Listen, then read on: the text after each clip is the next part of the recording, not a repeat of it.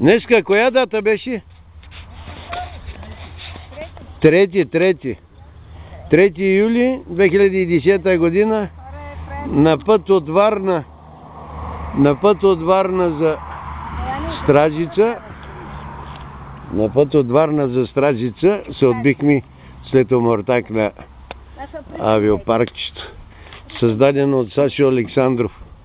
Сашо ли го направи? Сашо не го инициатива, той да ги пусна на тия аероплани да ги окачим тук. Той нали от омортак?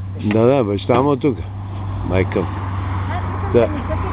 Его един техник на самолет тук въздика створките на Су-22 М4. На този самолет Пещени трети съм го приемал от Съветския съюз.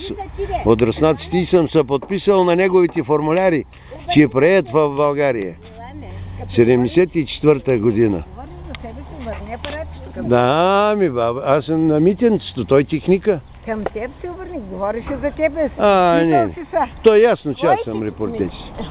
Я да видим тея сега. Те са класиките. Най-горе е МиГ-19, тук е МиГ-21 и това е 503.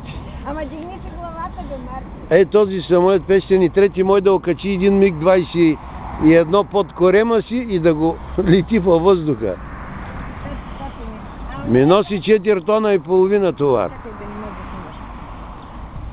4 тона и половина. А тези са елегантни самолетчета от първо поколение. А МиГ-21 от второ поколение. А този е от трето поколение с електроника от четвърто поколение. Той има централен компютър. Да. Агремони. Много хубаво паркче.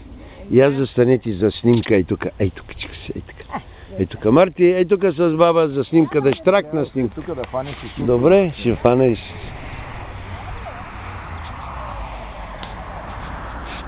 Ей тук, малко по-надясно, ей тук, малко. Още малко, ей тук.